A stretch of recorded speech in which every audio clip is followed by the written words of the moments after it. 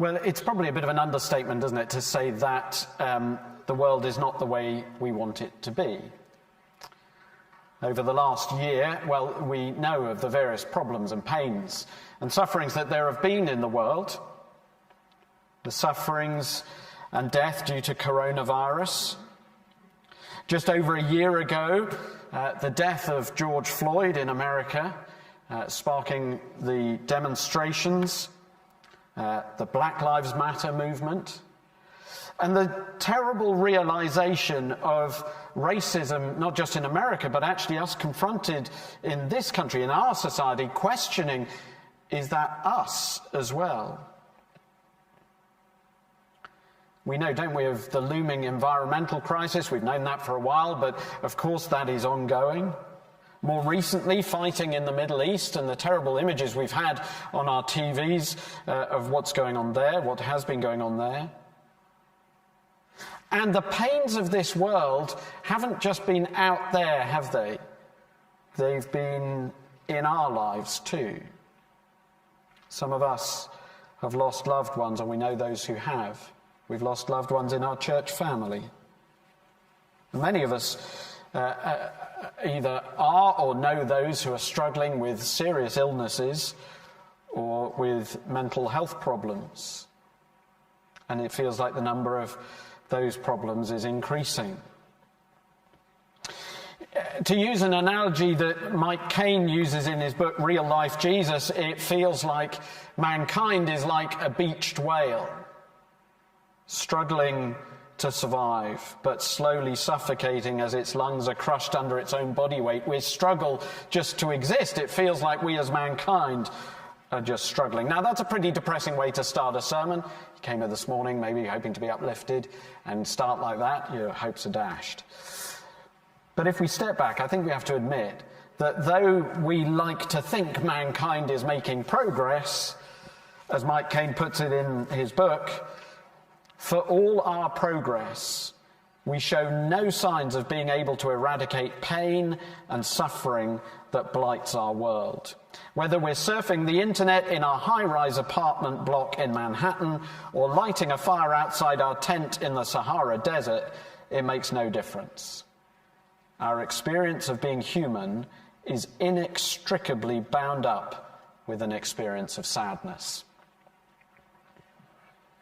Well, over the next few weeks, we're going to be looking at the claims Jesus made. And I decided that we would do that by looking at 7 of his I am statements in John's Gospel. And we're going to put them in context. We're not just going to pluck them out of context in the Gospel. The preachers are going to see, what does this mean in the context of what Jesus is saying? What does it actually mean? And they are huge claims. Claims about himself, claims about the world, about life and death, about who we are, and about what the world really needs. And this sermon is an introduction to that series. And we're going to think about why listen to Jesus' claims, why listen to him. Why should we listen to a man who was born over 2,000 years ago in the Middle East? Well, we're going to think about that this morning in relation to 2 things. Jesus' claim about himself and Jesus' claim about us. So first, Jesus' claim about himself. And for this, we need to turn to the passage that Justin read, John chapter 8. I hope maybe you might have that open in front of you. Although we're not going to dig very deeply into it, we're not studying it, working our way through it. This is a bit more thumbnail sketch, this sermon. But as we go through the series, we'll get into the individual passages more. Now, you may have noticed, there was an I am statement in this passage in John 8. But it's not one of the 7. Just to confuse you. It's not one of the 7. The 7 that we're going to look at are all ones which say, I am the something. This one is just, I am. And I thought it was important for us to look at this one first. Now, what's going on in this passage at this moment? It is a tense moment in John's Gospel. Jesus is speaking to a group of Jews. Jesus himself was a Jew as well. But he's speaking to a group of Jews, and it is very tense. He has just told them that they don't worship God, they actually follow the devil. Now, I think any group that you speak to, if you accuse them of that, they're not going to be very happy. A group of religious Jews are going to be particularly unhappy with this. And so they are asking Jesus who he is. Who does he think he is? They're saying, are you mad? Are you demon-possessed, even? Who are you? And then Jesus starts talking about Abraham. Abraham, one of the patriarchs who'd lived and died hundreds of years before Jesus. But he talks about Abraham as if Abraham had met Jesus. You see that in verse 56. He says, your father Abraham rejoiced at the thought of seeing my day. He saw it and was glad. And the Jews are confused by this. They think, well, you're just barking. How can you have met Abraham? Verse 57, they say, you're not 50 years old. They said to him, and you've seen Abraham? Are you mad? But what Jesus says next causes them to get so enraged with him that they decide they need to kill him. Now, you've got to recognize that's a pretty extreme reaction. I've never had that reaction as I've preached. That as I've spoken, people have decided that preacher needs to die. It's pretty extreme, isn't it? Some preachers through history have had that kind of reaction. I saw George Whitefield. I read about him just a few moments ago. It says at one point people, when he was preaching, they threw stones at him and dead cats. Pretty grim. Don't bring your dead cats along to Emmanuel. Or one person even climbed a tree to urinate on him while he was preaching. I'm glad there are no trees around here. Not that I think you'd try it. Jesus here says something that causes them to think we need to kill this man. Now, they're doing that. This isn't actually just a rabble who are just getting more and more angry. And after all, you would think that telling them that they were actually worshipping the devil, that would be the thing that would get them going. But it's not. It's what Jesus says next. And actually what they're doing is they've decided Jesus deserves the death penalty according to Old Testament law. Why? What does Jesus say? What is it that gets them thinking this? Verse 58, you'll see. Very truly, I tell you, Jesus answered, before Abraham was born, I am. Now, what's he saying there? He's not just saying, I was around before Abraham. I mean, he is saying that, but he's not just saying that. Even as we read it and think, the grammar there doesn't look right, does it? You think, come on, Jesus, get your English right. Although he didn't speak English. Because it says there, before Abraham was born, I am. You would think it should say, before Abraham was born, I was. But that I am there is a huge claim. And to understand that claim, you need to look back in the Bible to the book of Exodus, which is why Sandra read from the book of Exodus for us. Exodus chapter 3, don't feel you have to turn that up now, but I had that read because it's important to see what was going on there and what God said to Moses. Now, back in Exodus, God had told Moses to go and rescue the Israelites who were enslaved in Egypt. And Moses doesn't want to go. And Sandra read it. You can see there him saying, basically, I don't want to go. And God saying, no, you go. I'll be with you. And Moses says, if they say, who sent you? Who should I say? What name should I give you? And God says, this is my name. I am who I am. And he shortens it. He says, tell them, I am sent you. And that, throughout the Old Testament, that is the name of the Lord. When it says Lord in capital letters in your Bible, that is a shortening. It is I am who I am. It is I am. And so when Jesus here says, before Abraham was born, I am, he is taking on himself the name of God. Now, you might think, well, surely the words I am are fairly common. You say I am quite a lot. And presumably they did as well. Presumably it wasn't that every time they said the word I am, they were claiming to be God. After all, someone goes to you and says, how are you doing this morning? You say, I am fine. You're claiming to be God. No.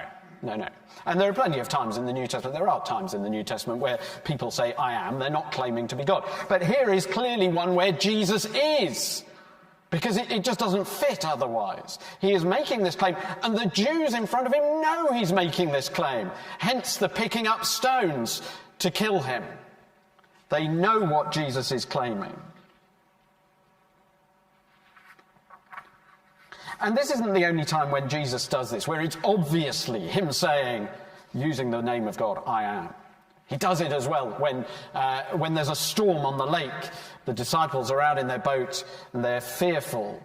And he walks out on the water to them and he says, I am. Don't be afraid. Walking on water, saying, I am, a clear claim to being God. So Jesus' claim about himself is that he is God. He is the I am. Now notice, he's not claiming to be a rival God to the God of the Old Testament. He's not saying, I'm another God. He says, I am the God of the Old Testament, the God of Moses, the God of Abraham, all those patriarchs, those Old Testament characters. I am their God. That is what he is claiming. Now, he does also, and you'll see this if you read through John's Gospel, he does also call God his Father. Now, we don't have time to go into that this morning, but clearly Jesus is saying he is both God and that God is his Father, and therefore you're dealing with things to do with the Trinity there, that we believe in one God in three persons. Now, we can talk about that more another time. That is a subject for another sermon. But for the moment, just take this on board, that Jesus is claiming to be God. Now, this makes Jesus stand out from all the other major religions of the world. Jesus, as the founder of one of the major religions of the world. The other major religions, there are Muslims, Hindus, Buddhists, and Jews. But none of the founders of those religions claim to be God.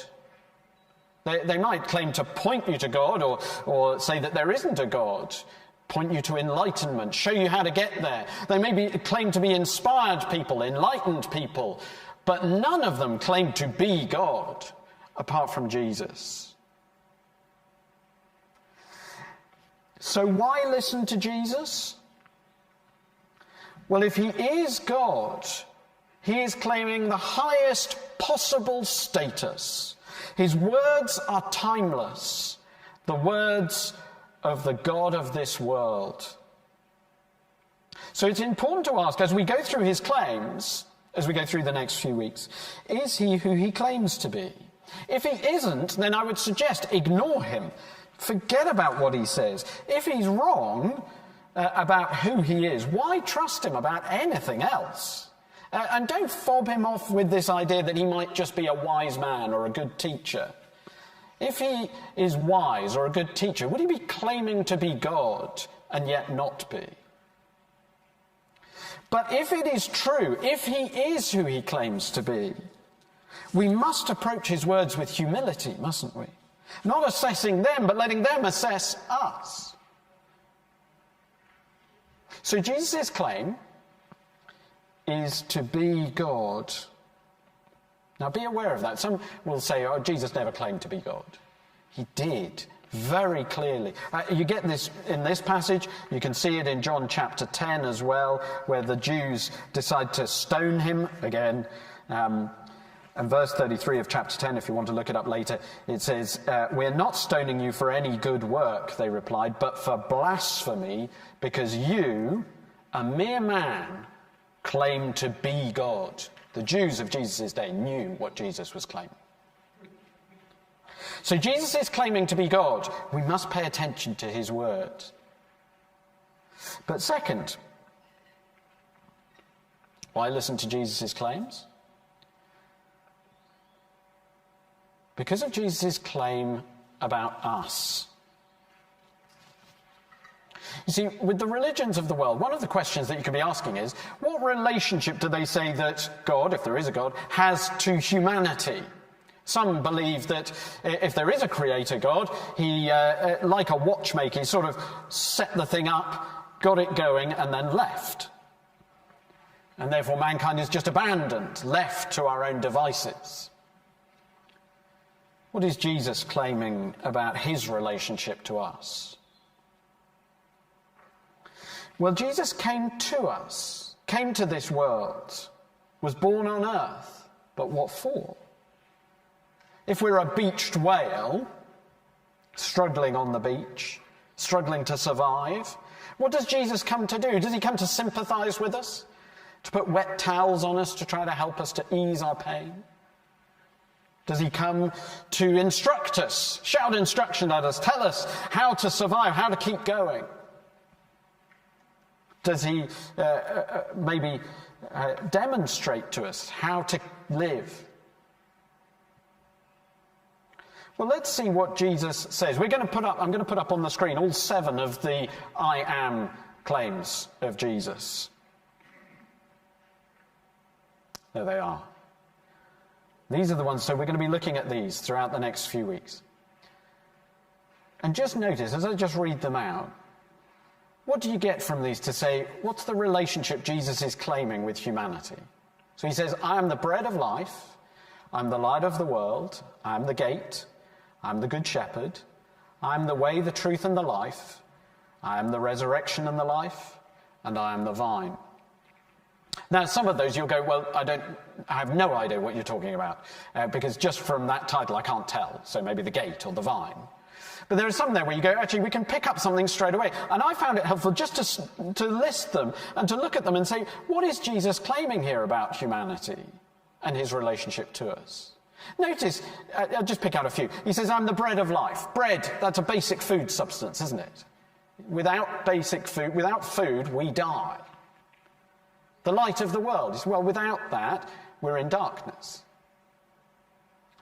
Go further down. Without Jesus, we don't know the way, we're lost. We don't have the truth, we've got lies. We don't have life, we're dead again. Next one, the resurrection and the life. Without Jesus, we're dead for eternity.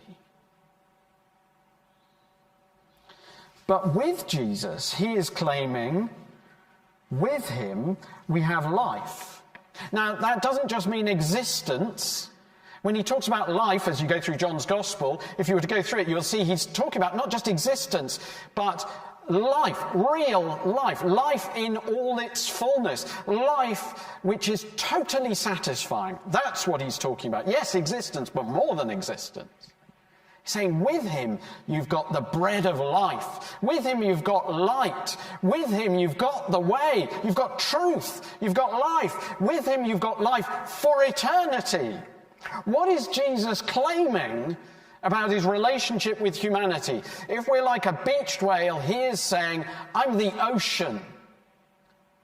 You need me. You need me to exist. You need me to flourish. You need me to survive. You were made for relationship with Jesus. And the reason why the world is the way it is because we've beached ourselves. We've turned away from Jesus and tried to live without him. Now, Jesus doesn't promise that life with him will be simple, but he does promise we'll be in the relationship we were made for. So over the next few weeks, we'll hear Jesus' claims, these claims. And we need to ask a couple of questions as we go through. Is Jesus who he claims to be? Have you come to a conclusion as to who Jesus actually is? And can you see that you need him? Now, I hope if you're not yet a Christian, this series will be really helpful for you and that you'll keep watching, you'll come to the building maybe and watch this series. And that you'll engage with these questions. Now, if you are a Christian, or if you've been following Jesus for many years, I was struggling over this last week a bit because I was thinking, what are you going to make of this, doing this series? Maybe you're going to be thinking, well, this isn't really aimed at me. This is aimed at those who aren't yet Christians, and Therefore, well, I'll go through it, but I know that Jesus is the bread of life, and I know he's the light of the world. I know.